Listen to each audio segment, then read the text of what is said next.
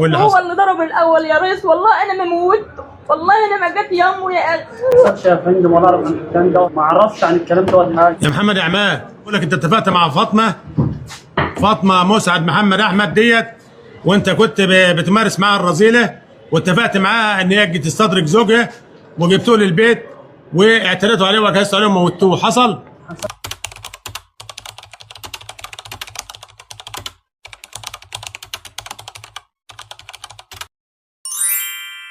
بسم الله الرحمن الرحيم. من داخل قاعة محكمة استئناف المنصورة لمتابعة قضية المتهمة مع عشائها بقتل زوجها. طبعا القضية دي أو الواقعة دي كانت داخل مركز الستاموني بالدقهلية. ربة منزل تبلغ من العمر 39 سنة تخلصت من زوجها بالاشتراك مع عامل زراعي اللي هو عشائها وبيبلغ من العمر 19 سنة. الاتنين مقيمين بقرية نور الدين التابعة لمركز الستاموني محافظة الدقهلية. الكلام ده كان في يوم 2/10/2024. اشتركت الزوجة المتهمة مع العشيق بقتل الزوج بعد ما بيتوا طبعا النية والعزم على قتل الزوج بأن استدرجوا الزوج. وهقول لك القصة والحكاية جاية ازاي قبل ما نبدأ جلسة المرافعة مع بعض. جت ملابسات الواقعة دي بعد ما عاد الزوج للمنزل وقالت له الزوجة ان هي محتاجة طلبات للبيت، يعني ينزل يجيب طلبات للبيت. وبالفعل نزل الزوج علشان يجيب طلبات للبيت. ولما رجع الزوجة تحججت بان في احد الاصوات او في اصوات هي بتسمعها في حظيرة المواشي اللي موجودة اسفل البيت، فيعني ينزل يشوف ايه اللي تحت. وبالفعل نزل الزوج علشان يشوف ايه اللي موجود تحت، ولكن المتهم كان مستنيه تحت وبخته بضربة استقرت بالرأس. استعان بالزوجة بصوت عالي وبالفعل جت الزوجة، ولكن ما جاتش علشان تشيل جوزها، ده جت ومعاها سلاح أبيض وسددت عدة طعنات للزوج أودت بحياته على الفور في حظيرة المواشي. وبدأت تستعين بأهل الزوج على أساس إن في حد قتل زوجها. طبعا في محكمة أول درجة في المنصورة قضت المحكمة بإعدام الزوجة وإعدام العشيق. واليوم هي جلسة الاستئناف، وزي ما هنتابع مع حضراتكم دلوقتي هنشوف ايه المتهم اللي قالته والمتهم كمان قال ايه، ونتابع مع بعض الحلقة ونرجع لبعض تاني. يا محمد يا عماد، اللي في الورقة وفي أمر الحالة بقول لك أنت اتفقت مع فاطمة مسعد محمد أحمد ديت، وأنت كنت بتمارس معاها الرذيلة، واتفقت معاها إن هي تجي تستدرك زوجها وجبتوه للبيت واعتديتوا عليه وجهزتوا عليه وموتوه. حصل؟ ما حصلش يا فندم ولا اعرف عن الكلام ده ولا إيه؟ حاجه. ما اعرفش عن الكلام ده. وأنت يا فاطمة تعرفين منين يا بنت؟ قولي يا فاطمة إيه اللي حصل؟ هو يا ريس اللي كلمني واتفق معايا ان انا لسه جوزي عشان نقتله. كويس والله. انتظر يا فاطمة، انتظر اما يبقى عزول ايه؟ طب علاقتك ايه بفاطمة؟ ها؟ تعرف فاطمة منين؟ ما اعرفهاش والله. قول يا محمد يا عماد على رسول اتفضل. كذاب سعاده الريس. ايه؟ كذاب ما حصلش. لكن ايه اللي حصل؟ ما حصلش ولا اعرف عن الكلام ده ولا ليك علاقة بيها ولا استدركتوا الراجل ده وموتوه؟ ولا اي حاجه. ايه؟ ولا اي حاجه، ماليش علاقه بيها ولا خالص. طب عاوز تقول حاجة تانية؟ لا يا سعاده الريس. قولي يا فاطمة عاوز تقول ايه يا بنت؟ والله يا ريس هو السبب، واللي هو حصل؟ اللي ضرب الاول يا ريس. والله انا ما موتته، والله انا ما جت يمه يا اخي. والله طب انتظر يا اسمع محمد، انتظر لما اخلص سؤال المتهم. طب مش هستجوب يا اخي، طول بالك. بنسأل عن الاتهام يا اخي، ما بنستجوبش. احنا بنستجوب. قولي يا فاطمة ايه اللي حصل؟ هو يا ريس اللي كلمني واتفق معايا ان انا لسه جوزي عشان نقتله. وايه اللي حصل بعد كده؟ وايه اللي هو حصل؟ اللي ضرب الاول يا ريس. والله انا ما موتته، والله انا ما جت يمه يا اخي.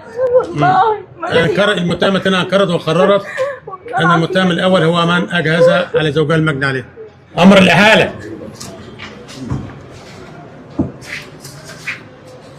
لانهم في يوم 2/10/2024 بدائره مركز الستاموني قتل المجني عليه السيد عبد الباري حامد علي الجريد عمدا مع سبق الاصرار والترصد بأنبية النية وعقد العزم على قتله، وعد لذلك الغرض سلاحات سكين وآلتين فأس وحجر، وكمن له المكان الذي ايقن سلفا تواجده به وما ان ظفر به حتى قام السالب بمواجهته بضربه باداه حجر استقرت براسه، ولاستغاثته بالاولى عجلته هي بعده طعنات استقرت بالظهر باستخدام السلاح الابيض سكين حتى سكت ارضا مختلطا بدماء، ولتاكدهما تمام جريمتهما ومفارقته للحياه عجلوه بعده ضربات باستخدام اداه فاس قصدين من ذلك قتله، فاحتسب الاصابات الموصوفه بتقرير الطب الشرعي والتي اودت بحياته على النحو المبان بالتحقيقات. حذف غير تلقيص سلاح ابيض سكين وادوات فأس حجر دون مزوق قانوني ومبرر من الضروره المهنيه والحرفيه. طلبات النيابه. نيابه الامر بخصوص التطبيق ماده التعامل الوارده بامر اللحام. يا فاطمه. نعم. محمد عماد. فين محمد عماد؟ لا قدام هنا، طلع ارجع ميل يا ابني، ارجع ورا انت وخليه يطلع قدامنا افلام. اطلع ارجع ورا يا ابني. كله يرجع ورا نتكلم. خليه ورا مش لابس نهر. قول يا فاطمه ايه اللي حصل؟ هو يا ريس اللي كلمني واتفق معايا ان انا لسه جوزي عشان نقتله. يا محمد عماد اللي في الورقه وفي امر الاحاله بقول لك انت اتفقت مع فاطمه مسعد محمد احمد ديت، وانت كنت بتمارس معاها الرذيله، واتفقت معاها ان هي تجي تستدرك زوجها، وجبتوه للبيت واعتديتوا عليه وجهزتوا عليه وموتوه. حصل؟ ما حصلش يا فندم ولا اعرف عن الكلام دوت إيه؟ حاجة. ما اعرفش عن الكلام دوت حاجه. طب علاقتك ايه بفاطمه؟ ها؟ تعرف فاطمه منين؟ ما اعرفهاش والله. وانت يا فاطمه تعرفيه منين يا بنت؟ لا اعرفه يا ريس. إيه؟ اعرفه. تعرفي مين يا بنت؟ هو اللي موجود ده؟ هو اللي قال لك ايه؟ طب قول اتفضل خلاص يا ابني انت اسكت. انا سالتك على سؤال حاجه؟ هو استني يا فاطمه، انتظر يا فاطمه، انتظر يا فاطمه، انتظر مش بقى عزول ايه؟ قول يا محمد يا عماد على سؤال اتفضل. كذاب يا سعاده الريس. ايه؟ كذابه ما حصلش. لكن ايه اللي حصل؟ ما حصلش ولا اعرف عن الكلام دوت. ولا ليك علاقه بيها ولا استدركتوا الراجل ده وموتوه؟ ولا اي حاجه. ايه؟ ولا اي حاجه، ماليش علاقه بيها ولا ليا خالص. دعوة طب بيها. عاوز تقول حاجه ثانيه؟ بنسال عن التهم يا اخي، ما بنستجوبش، احنا بنستجوب. قول يا فاطمه ايه اللي حصل؟ هو يا ريس اللي كلمني واتفق معايا ان انا لسه جوزي عشان نقتله. هو وايه اللي حصل بعد كده؟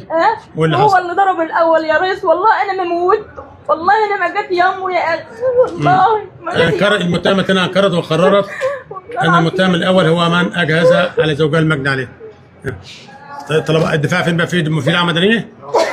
اتفضل ده محمد. انت جاهز محمد مرافعه؟ لما طلبت سيادتك ايه؟ اتفضل. اجل الاستعداد والمرافعه الحمد لله. بهيئ نفسي في الاستعداد والمرافعه ان شاء الله. انت بتاخد وقت الاستعداد مرافعه انت؟ اول درجه لا. والدفاع الحاضر مع المتهم التمس اجلا للاستعداد والمرافعه. طلبك طلبات ثانيه يا استاذ محمد عشان يبقى مجهز له، وليس له طلبات اخرى سوى الاطلاع. ماشي. اخر الجلسه اللي بعده. وزي ما سمعنا كده مع بعض من خلال المرافعة أو المحاكمة، فالمتهمة فاطمة ذات ال35 عام طبعا أقرت على عشيقها وقالت إن هو اللي قتل الزوج، ولكن العشيق أو المتهم الثاني أنكر كل حاجة، أنكر معرفته بالمتهمة الأولى. اللي انتوا شايفينه ده كانت جلسة الاستئناف، وعايز أقول لحضراتكم إن الجلسة دي كانت برئاسة المستشار السعودي يوسف الشربيني، وعضوية المستشارين عبد الله مطاوع والسيد عبده منصور ومحمد أحمد عبد الدايم، وسكرتارية محمود السيد محمود والسيد مصطفى رجب. طبعا القضية كانت 7408 لسنة 2024 جنايات الستاموني المقيدة برقم 2812 لسنة 24 كل شمال المنصورة. وعاوز كمان اقول لحضراتكم ان الدايره الثالثه الجنائيه الاستئنافيه بالمنصوره قررت يوم الثلاث تاجيل استئناف المتهمه بالتخلص من زوجها بمساعده صديقها بقريه ابو نور الدين التابعه لمركز الستاموني على حكم اعدامها لجلسه 14 فبراير المقبل لسماع المرافعه. ان شاء الله باذن الله هنوليكم بكل جديد عن القضيه. ابشع قضيه بصراحه شفتها في قريه الستاموني. يعني بندعي للزوج بالرحمة والمغفرة ويعني ربنا يتولاه وأسرة الزوج كمان. كنتم مع إيهاب ياسين في برنامجكم الدليل. إلى اللقاء.